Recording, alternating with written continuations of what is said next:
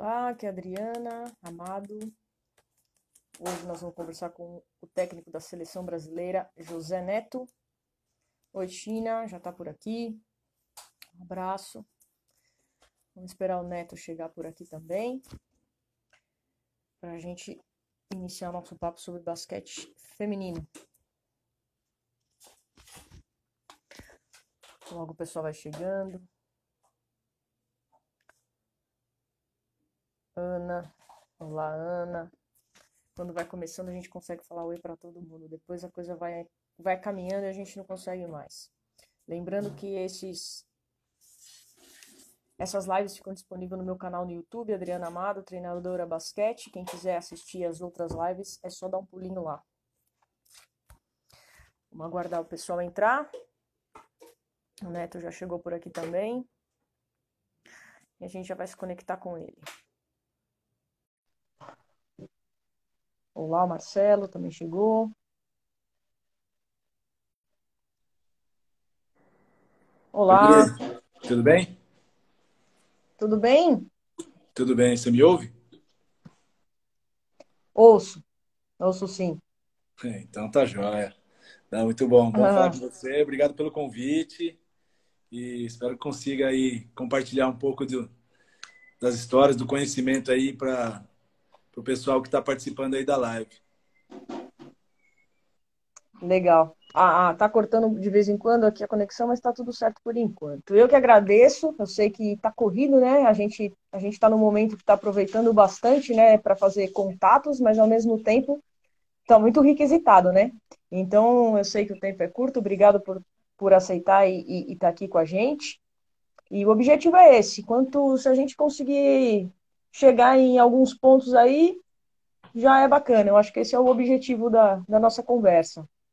Acho que é isso que a gente espera que realmente aconteça, né? Que a gente possa aproveitar esse momento aí para a gente poder, pelo menos, a gente saber que nós estamos querendo chegar em um lugar único, né? Ou seja, que a gente consiga fazer realmente ajudar, que a gente consiga ajudar, né, o basquete feminino brasileiro, o basquete brasileiro a poder ser um pouco melhor. Legal. Bom, dispensamos apresentações, vamos direto no foco, no foco. A gente vê a seleção, o basquete feminino num novo momento, eu acho que isso é muito bacana, todo mundo já tem isso bem claro, já conseguiu enxergar isso, né? E como você disse, o Falcão também disse, né, que agora a proposta é levar essa filosofia, né? Então, qual é a filosofia, né? Como você define a filosofia da seleção hoje e o que você vê que pode se propagar, que deve se propagar para o nosso basquete feminino? Bom, primeiro vamos tentar a gente deixar na mesma página, assim, algumas coisas da terminologia, né? Que eu acho que é importante, assim. Aham, Porque às vezes a gente vai falando muito das coisas, mas como a gente não tem uma terminologia muito bem definida, então acaba que a gente aham, se confunde um pouco nas coisas que a gente está falando. Então, primeiro, assim, eu acho que a filosofia é uma coisa muito ampla, né? Eu acho que é uma coisa que vai. tá, É uma coisa muito ampla, que não é de um dia para a noite, não vai ser em um ano ou 7 meses que vai acontecer. Eu acho que isso pode acontecer de uma maneira mais rápida quando a gente tem isso num clube, onde a gente, no clube, a gente consegue.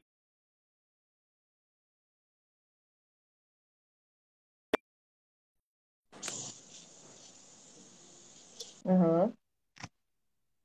Pode falar, Oi, tá, tá ouvindo, Dri? Tá ouvindo? Tudo pode bem? falar, a maior parte do tempo. Então, eu acho que assim, filosofia é uma coisa mais ampla. O que a gente está querendo fazer nesse primeiro momento é a gente tentar colocar alguns conceitos de jogo.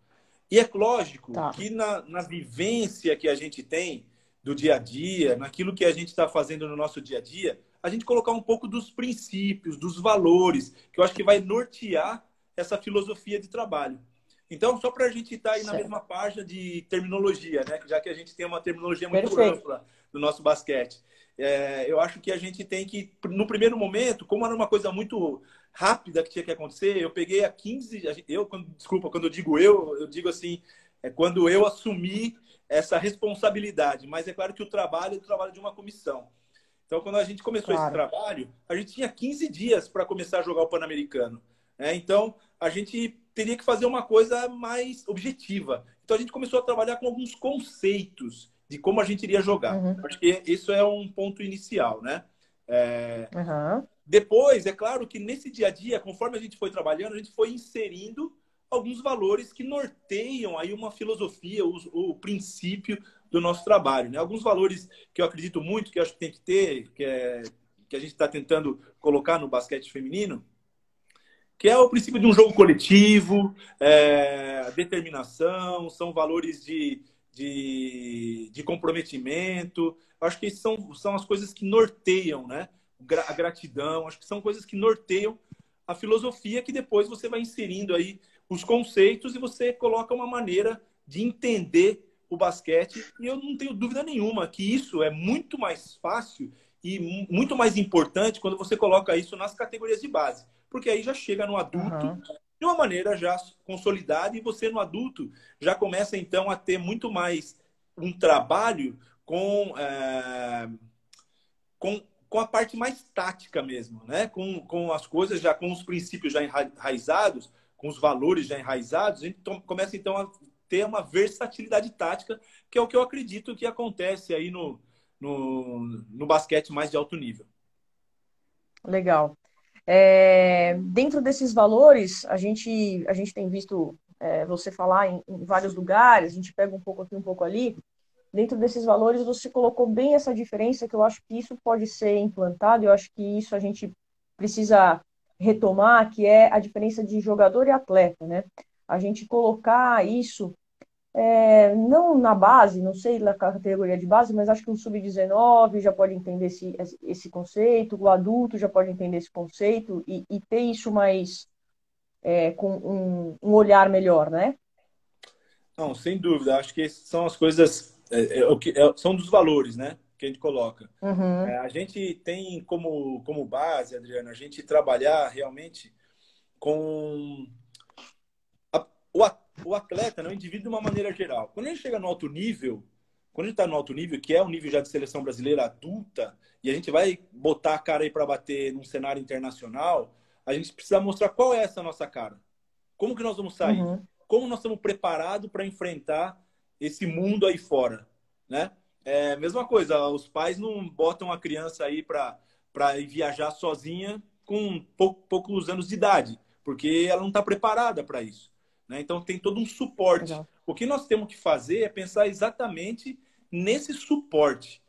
Que suporte nós vamos dar para que as jogadoras cheguem preparadas? Porque às vezes também esse entendimento, né, do que é atleta, Uhum, de como ela precisa estar, esse entendimento a gente fica achando muito e querendo colocar muito a culpa na atleta. A atleta não tem isso, as nossas jogadoras não têm isso, mas quem deu para elas? Né? Ou quem trabalhou uhum, isso com elas? Então acho que são coisas que a gente tem que estar muito atento, principalmente nós técnicos, para saber se às vezes a maneira como a gente está falando, a gente não está apontando uma arma para a gente mesmo. Né? Se a gente não está claro. julgando o outro, mas mostrando ou exibindo os nossos próprios erros. Então, acho que são essas coisas que a gente tem tentado fazer, né? Criar uma identidade, primeiro, de como tem que ser atleta do basquete feminino brasileiro. E, sem dúvida nenhuma, essa construção é na base. Sem dúvida nenhuma, sem Uhum, dúvida nenhuma. A gente está uhum. colocando, até no primeiro momento, a seleção brasileira adulta como uma referência. Então, o que a gente está fazendo, Isso. já que a gente não consegue ter trabalhado tudo isso na base e agora a gente usar isso no adulto, nós estamos fazendo meio que um processo meio inverso. A gente está criando uma referência no adulto para que isso possa servir também para as categorias de base e aí ter um pouco de motivação para que essa maneira de trabalhar ela consiga ter êxito. Legal. Bom, tem um monte de pessoal bacana chegando aí. Vou mandar um abraço geral, porque senão eu começo a falar nomes, aí o pessoal já, né? Mas o China colocou ali uma colocação que estamos falando agora, se é professor ou treinador de basquete. Acho que é outra terminologia, porque a gente nunca para de ensinar nem de aprender, né? Então, como que você vê, professor, treinador? Essa é uma das coisas que eu uso muito nas minhas palestras, assim, né? E eu uso até, às vezes, quando eu dou algumas palestras para o mundo corporativo, eu falo exatamente isso, né? Qual que é nós somos o quê? Nós somos, porque a gente nos chamam de várias coisas, né? Então, nos chamamos de professor, treinador, comandante, às vezes é o chefe, né? Às vezes tem várias coisas, né? Que dão dão uma terminologia para a gente. E eu acho, assim, que, na verdade, é, quando a gente fala de treinador, é, é uma maneira meio do senso comum, né? De você estar Aham, treinando alguém. Mas, sem dúvida nenhuma, se isso está no âmbito escolar, é um professor, né? A gente às vezes vê uhum, até uma nomenclatura que se confunde um pouco com outras modalidades, no futebol. No futebol, sempre falou o professor para o técnico, né? é, Então, é muito assim, eu acho que muito depende do âmbito que você está. Mas num contexto geral, eu acredito muito que o treinador, ou o professor, ou, sei lá, a nomenclatura que quiser, o técnico, ele sempre tem que ser um gestor de pessoas, né? Onde ele vai ter que fazer uma gestão desse ambiente que ele está, seja dos alunos, seja dos atletas, seja da sua comissão técnica, seja dos dirigentes, seja dos diretores, dos coordenadores, seja na escola. Então a gente tem que entender mais do que o nome, né, a terminologia, a função que você tem. E sem dúvida nenhuma, acho que legal. a principal função de um treinador, de um técnico, de um professor que trabalha com o basquete é de você fazer uma gestão realmente das pessoas que estão envolvidas no trabalho. Legal. É, como que você acha que nós, treinadores, podemos começar? Porque a seleção está vindo ali de cima para baixo, colocando, trazendo a sua experiência e o seu modo de pensar. E como que a gente pode, daqui desse outro lado também, ajudar nesse trabalho? Então, a gente sabe que a gente precisa de mais capacitação, a gente sabe que precisamos de uma escola de treinadores, de uma especialização, seja o que for, mas a gente precisa mais disso, tanto em clube, em escola. O que a gente pode fazer para ajudar nesse processo? Bom, vamos lá.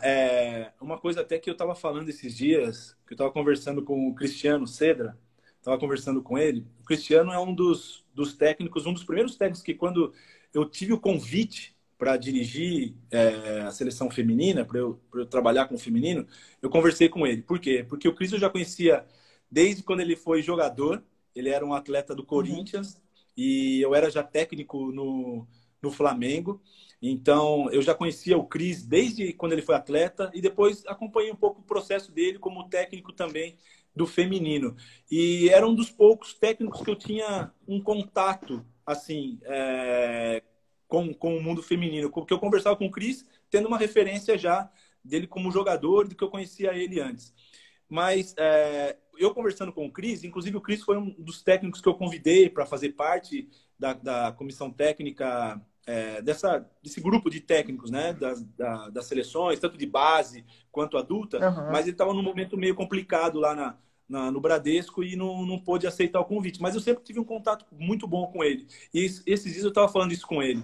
Falei, Cris, a gente tem que tomar um cuidado da gente. Eu sei que agora todo mundo está dizendo, nós estamos no mesmo barco. Ok. Só Uhum. que se a gente der um remo para cada um e cada um sair remando do jeito que achar que tem que ser, eu sei que todo mundo que está no barco, o que menos quer é que o barco afunde. E eu sei que todo mundo Uhum. que está no barco, o que eles querem é chegar em algum lugar. Né? Às vezes até no mesmo lugar do que todo mundo. Está olhando para um lugar. Só que se remar, cada um de um jeito, de uma maneira diferente, pode ser até que o barco afunde. Cada um vai fazer o máximo que pode, vai começar a entrar água no bote e todo mundo vai afundar. Entendeu? Então, eu acho que a gente tem que ter um norte. A gente tem que ter uma conduta. Acho que a gente tem que ter uma linha. Eu acho, assim, Uhum. eu penso da seguinte maneira: eu sou uma pessoa que eu respeito demais hierarquia, né? Então, por isso, onde eu tô, eu respeito demais quem está acima de mim numa hierarquia. E pensando dessa forma, hoje eu acredito que a confederação, gostem ou não gostem, queiram ou não queira, a confederação é a entidade que representa o basquete no país. Ponto. Isso é um ponto. Uhum. Nada que vai acontecer no país com o basquete que não tenha um ok da confederação é uma coisa paralela, é uma coisa que não é oficial.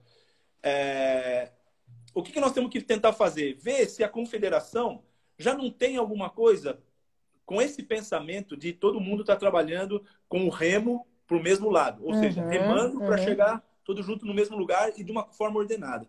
Então, uma das coisas que, quando eu aceitei ser técnico da seleção e entrar no trabalho com o feminino, uma das coisas que eu conversei com eles foi o seguinte: eu não quero trabalhar só com a seleção, eu quero trabalhar pro basquete feminino, para a evolução do basquete feminino.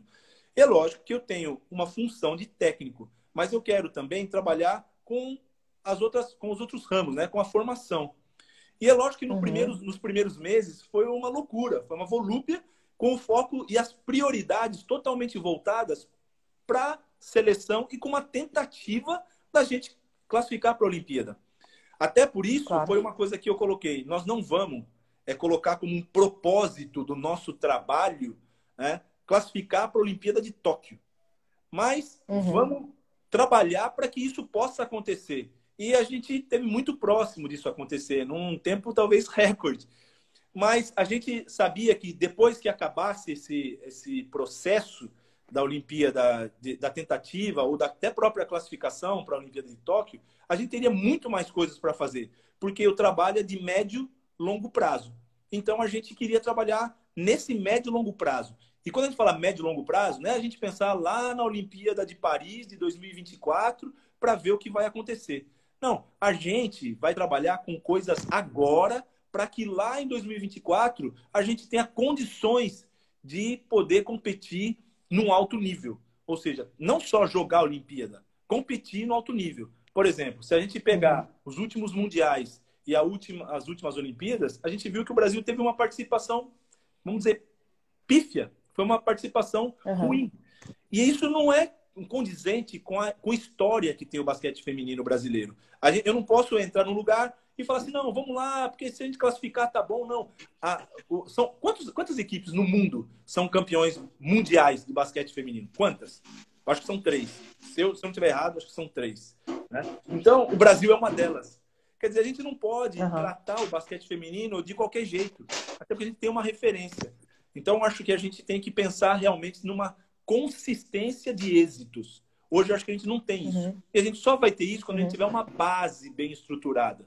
E é isso que a gente está fazendo. Então, foi um dos projetos que eu apresentei para a Confederação, que foi bem aceito. A gente iria começar a fazer isso agora, né? Um pouco antes de parar tudo dessa pandemia. Eu tive uma reunião lá em Recife com o Gui, com o Marcelo, onde a gente apresentou esses projetos e a gente iria começar esse processo de trabalho com a formação, com os clubes, no qual eu tenho certeza absoluta que a gente só vai ter isso quando os clubes estiverem trabalhando dentro de princípios e dentro de alguns valores que a gente acredita também, né? Dentro de até alguns conceitos que a gente acredita, para que a jogadora possa simplesmente chegar na seleção e representar o país, realmente representar o que o país acredita de basquete. Então, acho que é um processo. A gente iria começar isso agora. A gente já está começando de uma certa forma, só que de uma forma bem reduzida, mas a gente tem plano, sim, de trabalhar consistentemente aí com o basquete feminino. Legal. Excelente. A Rosana, que fizemos uma live ontem, ela mandou uma pergunta. Já vou fazer sua pergunta, Rô. Só vou emendar aqui um outro assunto, já que a gente está falando. O Agra disse que você é o recordista de live, já bateu mais um recorde. O Agra tem outras... também, viu? O Agra acho que ele já fez mais que eu já. É que ele não fala muito, mas ele já fez mais que eu. E é legal que ele tá aí, pô. O Agra é parceiraço. O Agra é meu Legal. parceiro. O Diego Escudeiro Falcão está aí também. Diego é parceiraço. Tem a Cleide, tem a Cíntia Luz, tem um monte de pessoa bacana aí, mas como você já está falando nesse assunto, vamos emendar nele. O China fala muito disso. Você fala de começar de baixo, né? A importância das escolas, né? Do basquete nas escolas. Aqui em Santo André, teve a iniciativa da LBF e antes disso, a nossa grande Laís Helena e a Arilza já tinham muito esse projeto e a gente está trabalhando firme e tendo muitos resultados bem bacanas, e sei que outros lugares também. Qual a importância dessas escolas, de levar o basquete para a escola, de o clube trabalhar junto com a escola, se é possível? Como que você vê isso? Eu acho fundamental. Eu acho fundamental ter o trabalho na escola. Por quê? Porque quando você quer recrutar, vamos dizer assim, alguém para jogar basquete, então você começa a ir nos clubes, né? Só que nem sempre nos clubes estão, talvez, jogadores que possam ser jogadores expoentes. A gente tem hoje no Brasil, né? O Brasil tem, aliás, uma quantidade, uma versatilidade de perfil genético que é incrível, né? Então a gente não pode, às vezes, desprezar isso, porque muitas vezes esse talento, ele não está no clube, mas com certeza ele está na escola. Com certeza ele vai estar na escola. Então, eu acredito que a escola é um meio, uma ferramenta poderosíssima para a gente poder trabalhar com esse fomento do basquete, né? Só que para acontecer isso na escola, a gente precisa de alguém que trabalhe com isso na escola. Então, eu acho fundamental que você faça um trabalho com os profissionais que trabalham na escola. Então, é um ramo aí, é um ramo de que nem sempre esses profissionais que trabalham na escola, eles são técnicos de basquete. Nem sempre. Isso. Ou a maioria não são. A maioria não são técnicos de basquete.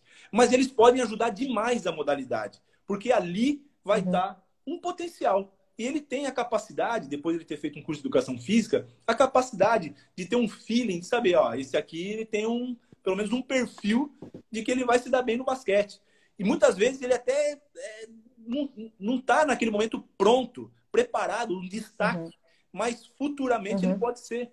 Né? Se a gente pensar alguns casos, por exemplo, o Huertas ele foi para uma seleção adulta, uma seleção brasileira, só quando ele foi adulto. Durante toda a base, ele nunca participou de uma seleção, nem paulista ele foi. Né? Ele jogou a vida inteira em São Paulo e ele nunca fez parte de uma seleção adulta e foi para a NBA. Ou seja, um processo de formação, se você não tem um olho muito clínico ali, esse jogador ele não vai jogar, ele vai parar. Ou então ele não vai nem chegar no clube. Entendeu? Então, acho que é muito importante, acho que é fundamental ter um trabalho aí com os professores, com os técnicos e nas escolas. Eu acho isso fundamental. E a gente tem muita liga, né? A gente sabe da acessibilidade para se jogar um paulista, né, Neto? E a gente estava comentando muito isso no grupo que a gente está discutindo, falando muito de basquete, o WOS. E a gente sabe que tem muito trabalho no basquete feminino por aí, né? Que às vezes a gente não tem contato, a gente não sabe, mas tem muita liga, tem muito time amador. E a gente precisa também abraçar e trazer para mais perto. Você não acha? Não, tenho certeza que isso é importante de ser feito. Eu acho que a gente tem que ter...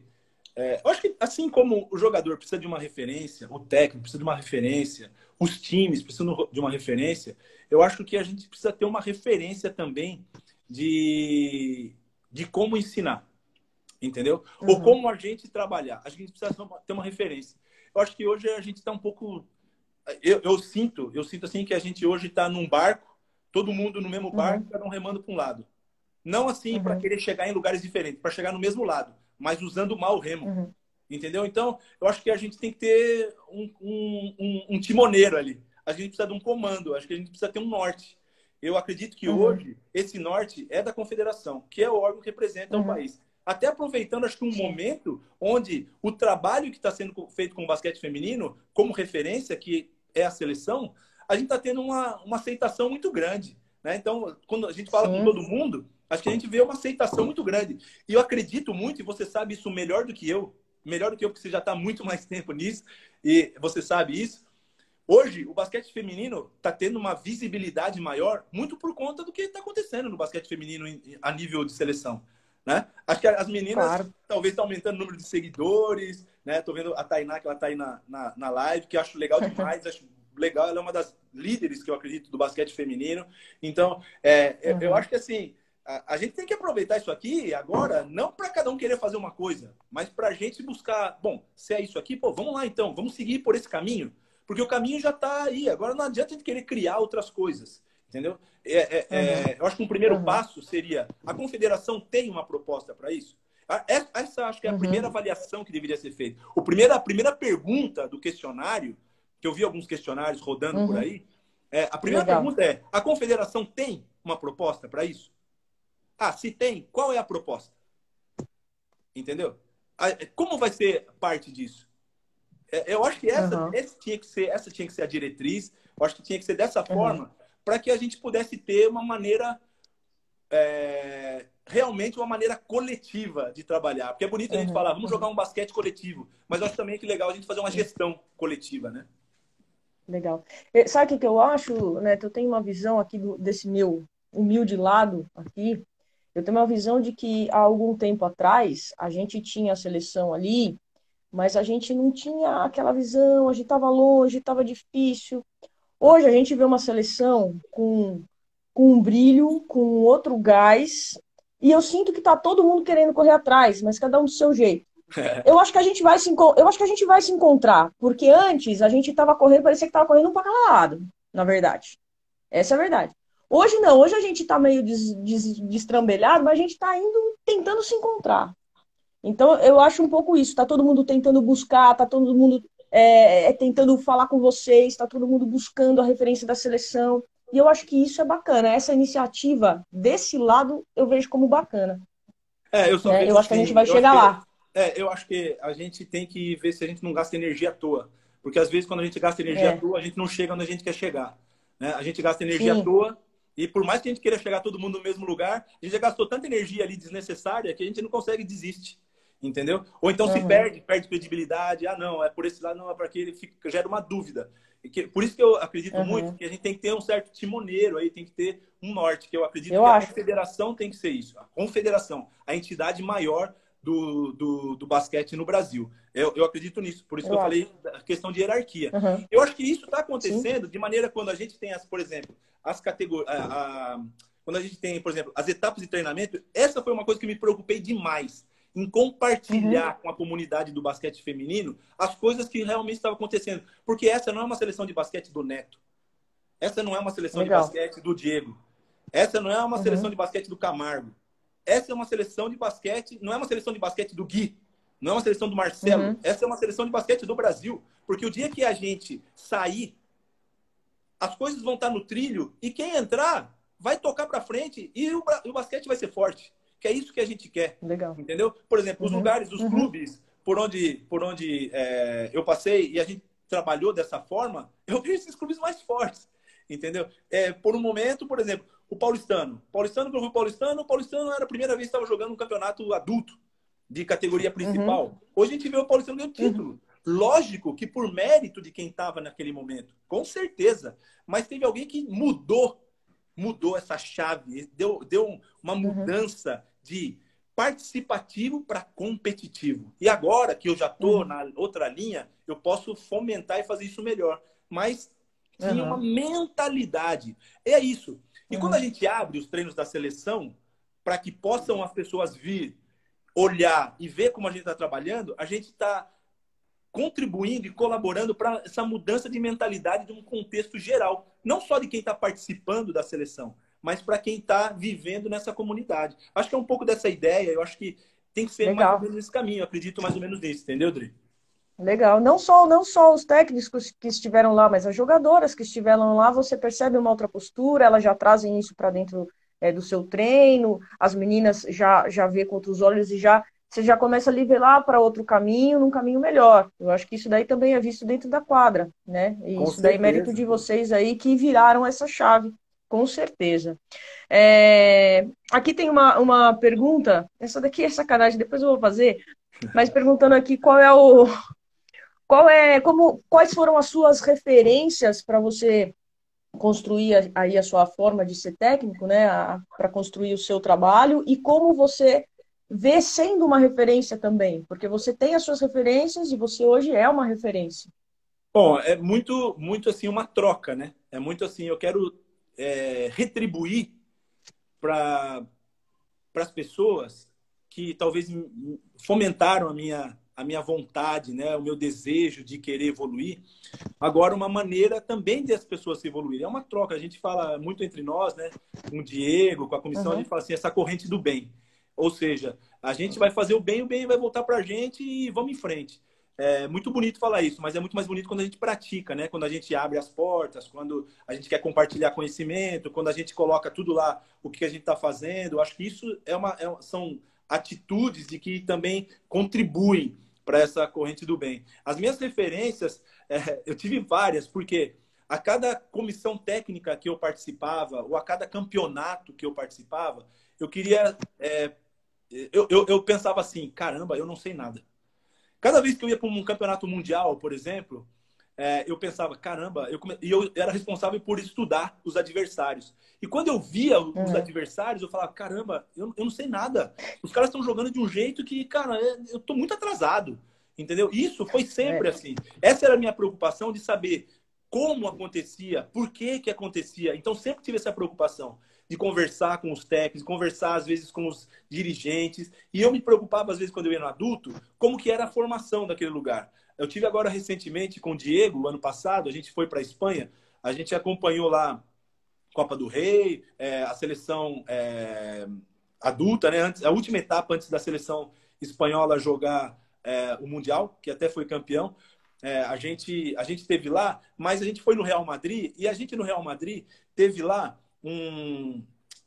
abriram muito as portas para a gente, e o Alberto Herreros, que é o cara que é praticamente o gestor de tudo aquilo, abriu as portas para a gente e mostrou para a gente exatamente a conduta que eles têm lá, qual o trabalho deles de formação, como eles trabalham, e isso aqui vai muito em encontro àquilo que a gente pensa, da maneira que a gente pensa, né, de trabalho, que eram as coisas que a gente estava tentando fazer nos clubes que a gente estava passando. E agora, quando a gente veio para a seleção, aí eu falei pro Diego, cara, vamos tentar implementar isso, vamos tentar fazer isso aí para que possa ter um retorno.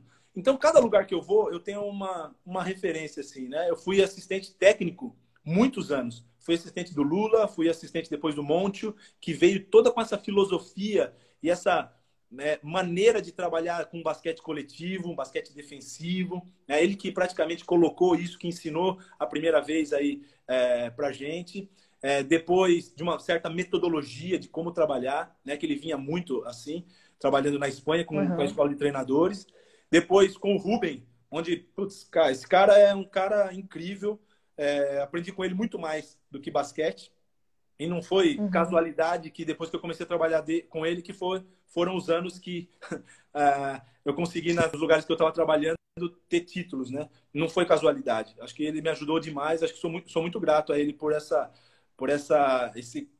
contribuição que ele me deu.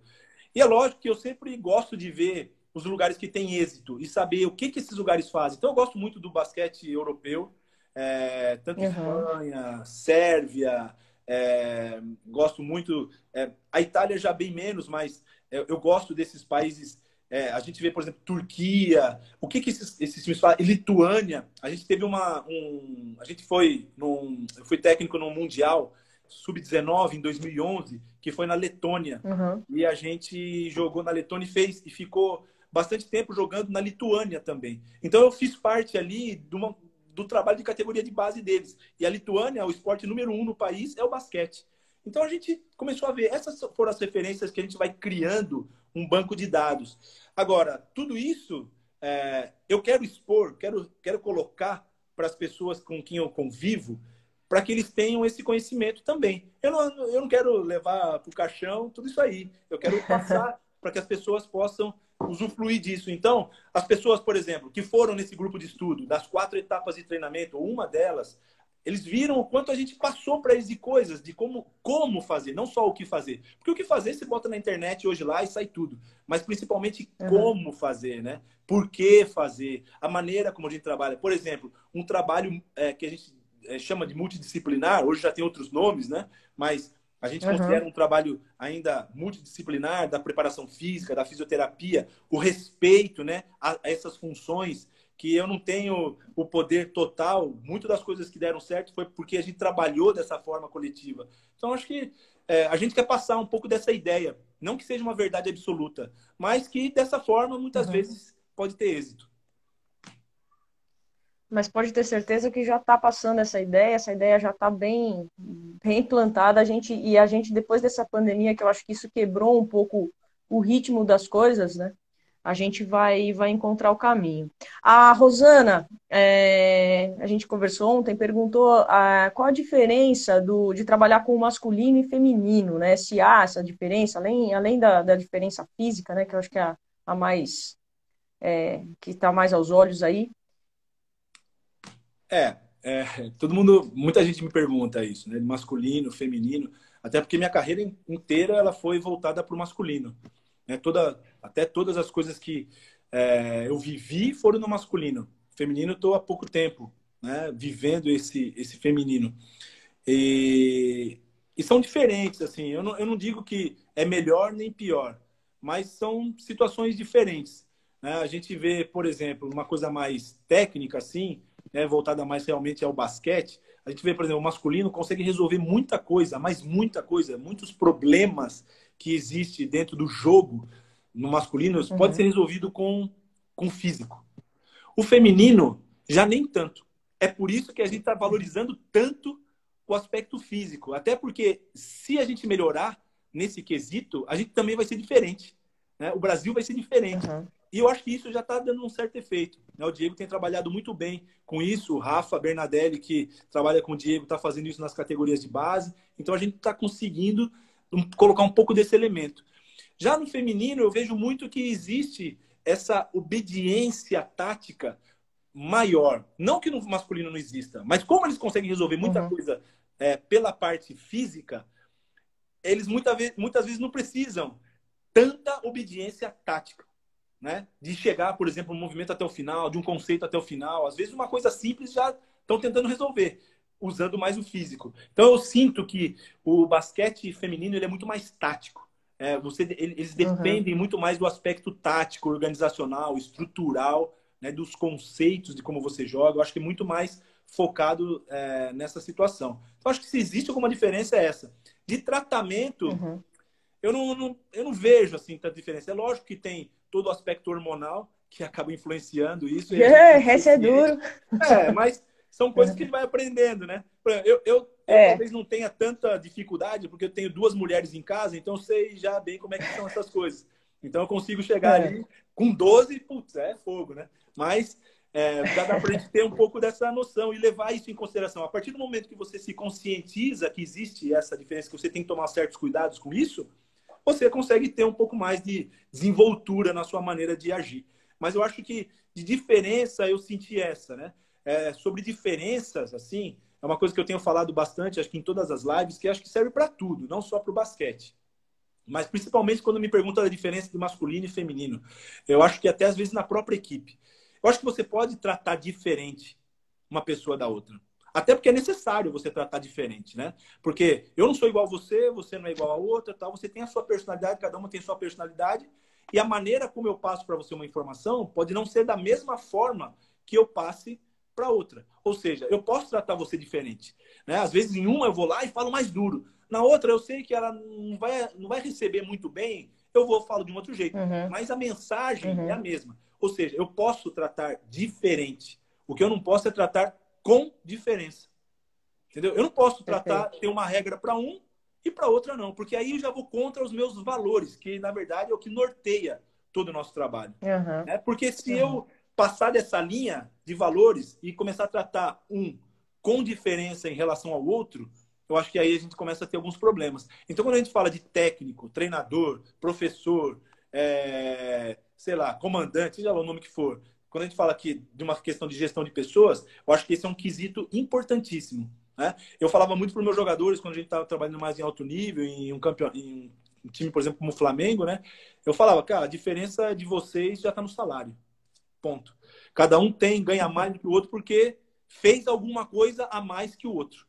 Então ali já está a diferença. Uhum. Aqui dentro da quadra, a regra é para todo mundo. Entendeu? É pro juvenil, aqui dentro a gente tem a mesma regra para todo mundo. Então, se não é que um pode chegar atrasado porque é mais velho e o outro que é mais novo, não. Não gente isso. A gente tem os nossos valores, nossas regras que servem para todo mundo. Acho que essa é uma maneira da gente trabalhar aí com as diferenças que a gente vai encontrar no nosso trabalho. Legal, legal demais. Falando um pouquinho do aspecto do jogo, né? Eu acompanhei alguns comentários seus e você fala muito do chegar jogando, do jogo interior, até pelas características das nossas atletas, né? Que você gosta bastante disso.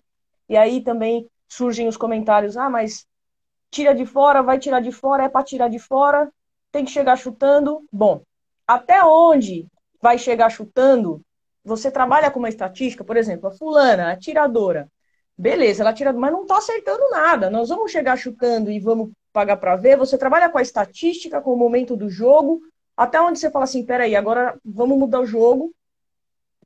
Como que você Bom, faz? legal, muito legal essa sua pergunta, bem pertinente, assim. Essa é uma coisa que realmente acho que quase ninguém perguntou. Acho que eu falei para vários grupos, né, no Oh, a Brasil. verdade, ninguém perguntou essa? Ninguém perguntou essa. Ninguém perguntou. Caça! Ninguém perguntou isso. Isso faz parte da leitura e da leitura do jogo coletivo. Sempre é o seguinte, Tá. a gente vai chegar jogando, se posicionando no espaço. Para quê? Para que a gente consiga finalizar da forma mais adequada possível, né? Com a maior possibilidade de fazer a cesta. Então, nós vamos achar, dentro dessa maneira da gente chegar jogando, dentro de um posicionamento e dentro de um espaço, para que a gente faça com que o adversário tenha uma dificuldade de defender e a gente conseguir fazer a cesta. Porque o propósito do ataque é fazer a cesta. E a gente usa... Por que eu acredito do chegar jogando ser uma situação interessante no jogo? Porque você já chega... a transição defesa-ataque, ela é uma coisa que acontece já a partir do momento que você tem a posse da bola. Porque se você fala de sistema, o seu sistema ele vai começar quando? Quando você passa o meio da quadra. Até para você desenhar seu sistema, você desenha em meia quadra. Para você desenhar o chegar jogando, você já tem que desenhar a quadra inteira. Ou seja, a partir do momento que você tem a posse da bola, você já está jogando no ataque. E como você faz isso? Como você corre? Por que você corre daquela forma? Né? Então, a finalização, ela vai ser o seguinte. A finalização, ela vai ser a leitura que o jogador tem da sua tomada de decisão para que beneficie a sua equipe. Então, se uma jogadora ela chega chutando já, pum, porque ela é chutadora, na primeira e erra, na segunda ela erra, na terceira ela erra, ela vai ter essa leitura. Pô, agora eu vou talvez trabalhar um pouquinho, porque o jeito que eu estou fazendo aqui não está dando certo. Né? Eu acredito muito também que esse chegar chutando, a gente deixa também algumas regras dentro do time. Por exemplo, no nosso time, na seleção, cada uma sabe muito bem as suas funções. E sabe quem chuta naquele momento e naquela condição e quem não chuta. Quem tem uma outra função. Entendeu? Então tem jogadoras que sabem que se ela não chutar, ela vai para o banco. Ela sabe isso. Então muitas vezes ela chega e não chuta, ela vai para o banco. Aí fala, pô, mas e a outra? A outra não, porque já está determinado dentro das nossas regras do time que aquelas jogadoras, elas têm esse potencial. E justamente porque a gente tem toda uma estatística em relação a isso, a gente sabe da capacidade que ela tem, ela vai ter um aproveitamento maior. Então, por exemplo, o que eu prefiro? Botar uma bola num jogo interior para quem está numa situação de 1 contra 1 ou para alguém que está, ou para Tati, a Pati, Tainá, de 3 pontos livre. De 3 pontos livre. Porque é uma situação de 1 contra 0, com uma jogadora que treina aquele tipo de arremesso. Né? Então, são coisas... Isso também não garante que a gente vai ganhar. Porque aquele jogo de Porto Rico, a Pati chutou 6-6. E foi 7-6 no chute que a gente poderia ter ganhado, que foi no último segundo do tempo normal, que estava empatado o jogo. Ela chutou livre de 3 pontos. Ela até aquele momento tinha convertido 6 de 6 tentativas e errou 7º. E aí? Ela não vai chutar? Lógico que vai chutar. E o time, acho que ela tinha que chutar mesmo. E não foi por isso que a gente perdeu o jogo. Entendeu? Então, são situações e valores que a gente tem da equipe que vão nortear. Isso faz parte da leitura do jogo. Entendeu? Não é assim, faça um bloqueio e sai chutando. Pô, será que não tinha alguém que podia receber o passe melhor? Entendeu? Então, é a configuração do jogo. Então, acho que assim, eu chegar jogando não quer dizer que eu vou finalizar o mais rápido possível.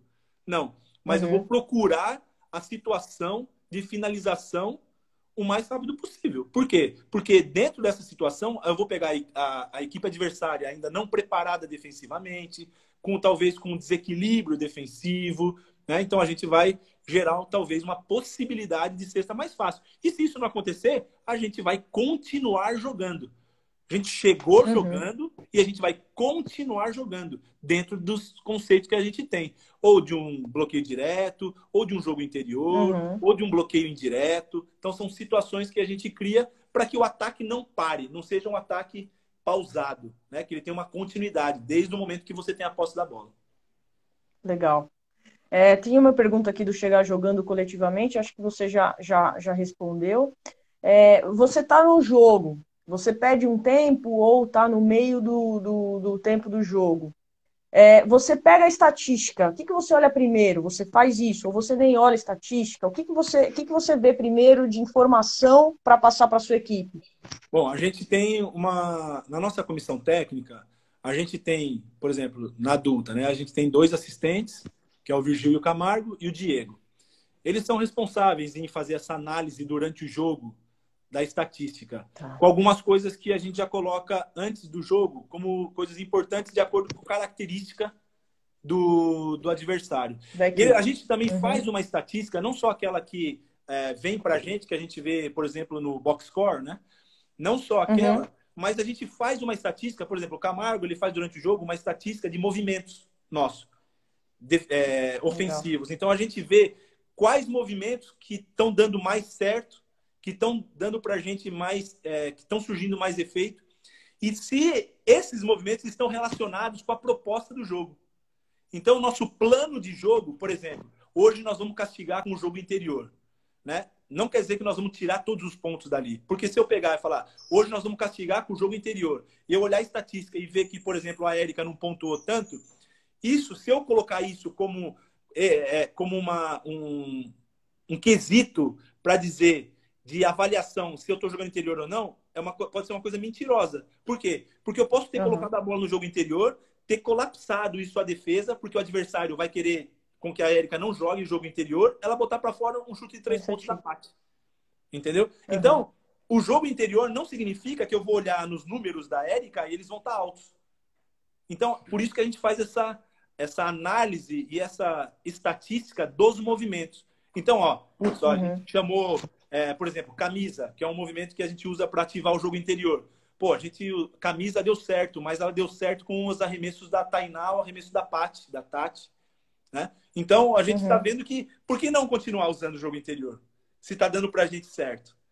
Né? Então, eu acho que a gente tem que analisar todo um contexto. Eu olho, sim, a estatística, mas muito mais esse tipo de estatística. Né? E uma coisa que eu valorizo demais, que eu falo muito para eles, é o volume de jogo. Né? São as posses de bola e o volume de jogo. Por quê? Porque a gente sabe que se a gente jogar numa alta intensidade, que é o que a gente vai jogar, a possibilidade da gente errar é muito grande.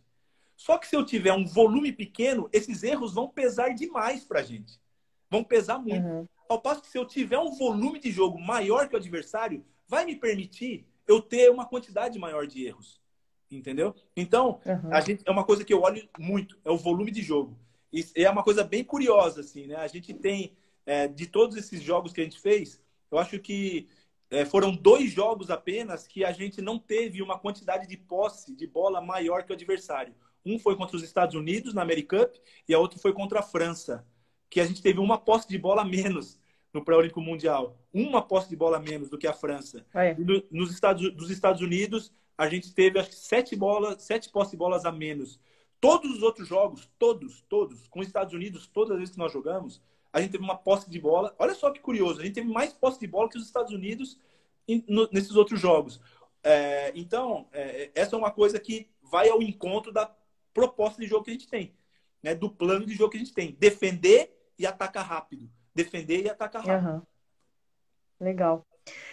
Já que você falou nesse assunto, depois eu vou chegar na pergunta da gestão, que tem uma pergunta também, eu já vou chegar lá, só vou linkando os assuntos para a gente não se perder. Alguém corrigiu aqui, falando para a gente que o campeão mundial é Brasil, Estados Unidos, União Soviética e Austrália. São 4. Verdade. Alguém corrigiu para a gente. Ótimo. Bom, já vou anotar aqui. Eu não sei... Obrigado. Já vamos anotar, já anotei. Obrigado. Mas tá bom, são 4 no mundo. E um ainda que nem existe 4 já? mais, hein? Nem encheu a mão. Mais. E um que não existe mais, que é a União Soviética. Exato. Né? Que naquela época então, era a união de todos esses times que são fortes pra caramba hoje. Então, para ver como realmente esse título de campeão mundial que a gente teve... E hoje eu escutava uma coisa curiosa que eu não sabia. Eu estava escutando a live do Barbosa e eu achei muito curioso o que ele falou. Não sei se você estava vendo, que ele falou, quando o Brasil foi campeão mundial, tinham Ah, 5 times jogando o Campeonato Paulista. 5 times. Então eu já ouvi isso. então a Isso. gente reclama, pô, agora tem pouco time jogando. Mas não é esse o fator. Não é isso que determina. Né? Então, acho que é muito interessante a gente ter esse tipo de coisas assim, para a gente valorizar as coisas que a gente está fazendo, as coisas que a gente fez. Então, a gente sabe que naquele momento, aquele título foi importantíssimo para o Brasil e deixou o Brasil realmente Sem com dúvida. um aspecto histórico no basquete feminino que a gente não pode desprezar, principalmente nós, brasileiros. Né? Sem dúvida. E agora é pai bola, porque agora não tem Vamos como lá. fugir. O que a Taurasi falou para você na lateral do campo no Brasil e Estados Unidos? Eu combinei com ela. Traduzido já, por Eu, favor. eu combinei com ela que eu não poderia falar. Eu combinei com ela, então eu não vou cumprir Ixi, essa promessa. Porque pode ser que ela esteja ouvindo a live aí, daí vai falar, pô, combinei com ele, ela vai perder a boa! credibilidade. Entendeu? Então, eu não vou falar o que eu falei, porque eu combinei com ela Não de não pode falar. falar. Eu sou fiel às minhas promessas. Então, eu prometi para ela que eu não ia Então, falar, eu não vou falar. quem fez a pergunta aqui, depois vai lá no direct do Neto e até ele falar e conta para nós. Alguém está perguntando aqui também. Eu só não guardo o nome de quem pergunta, gente, porque é muito rápido aqui, eu sou lenta. Defesa vezes volume, versus volume, né? O preparo físico ele tem que estar acima. Qual a importância desse preparo físico? Claro que é muito importante. E as rotações, né? Porque você tendo uma defesa forte, intensa, você hoje em dia você tem que dar um gásinho para a atleta para ela já voltar, claro, dependendo do contexto do jogo, né? Eu acho que também não pode ser revezamento, não é revezamento, né? Bom, Então, como que você vê isso aí? também super legal, super importante essa pergunta. E vai muito também ao encontro daquilo que a gente tem como proposta de trabalho. Todo mundo acha assim, pô, o Neto fala sempre do Diego, da preparação física, porque é amigo dele. Mentira, não é nada disso. Mentira.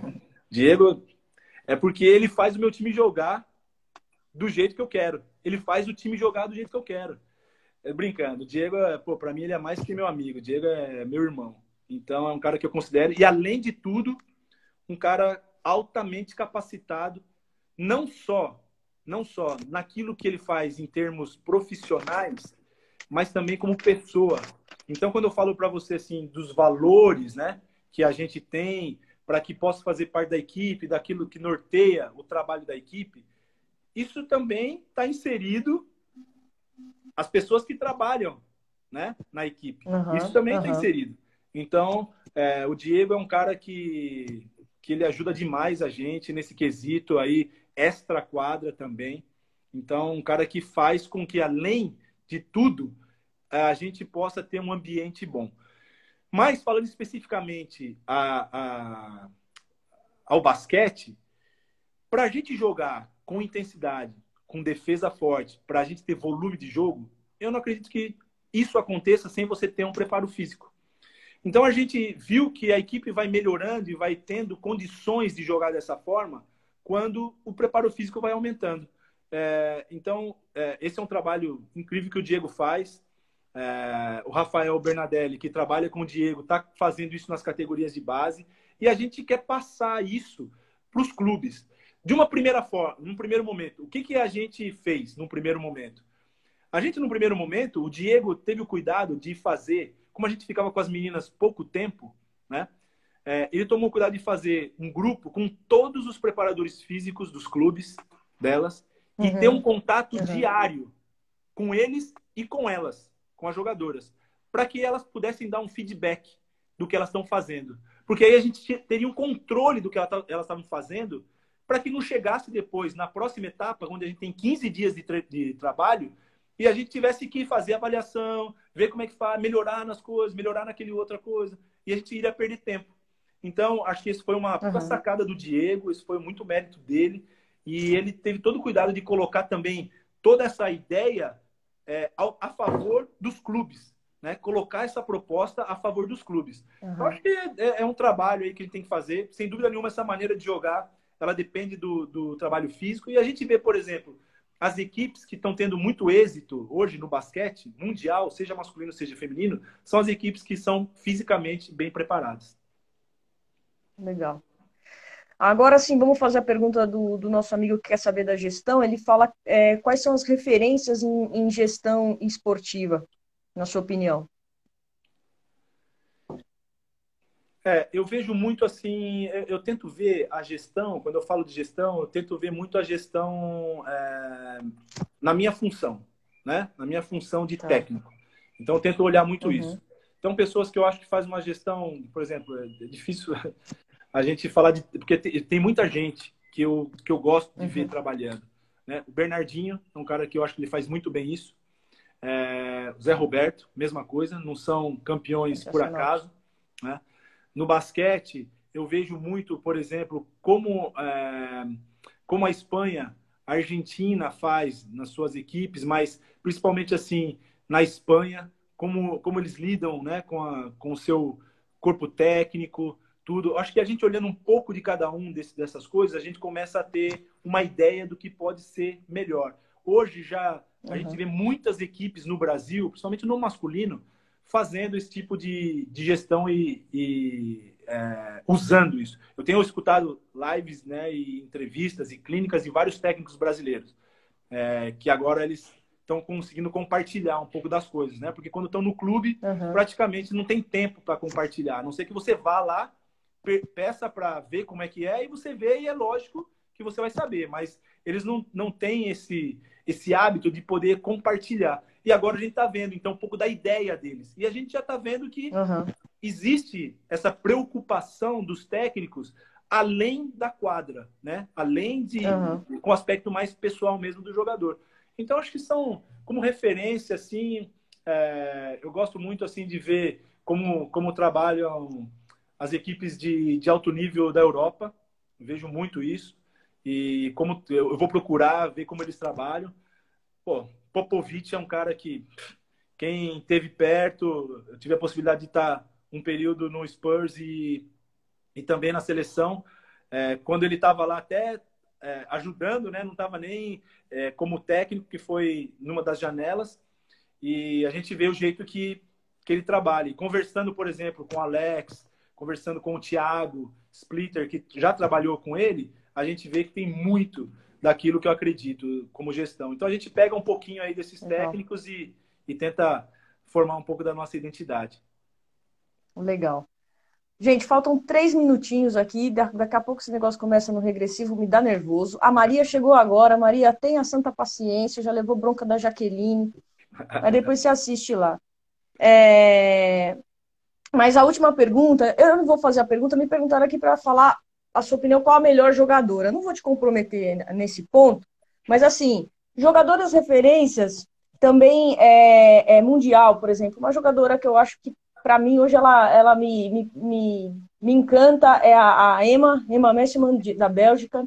E aí eu não sei se ela faz a Bélgica jogar ou a Bélgica evoluiu pra caramba, que é uma jogadoraça, né? Mas qual as jogadoras que você vê assim com, né, que tem um diferencial? Bom, aí você me pegou aí, porque eu praticamente é difícil porque eu não consegui ainda estudar todo o basquete feminino.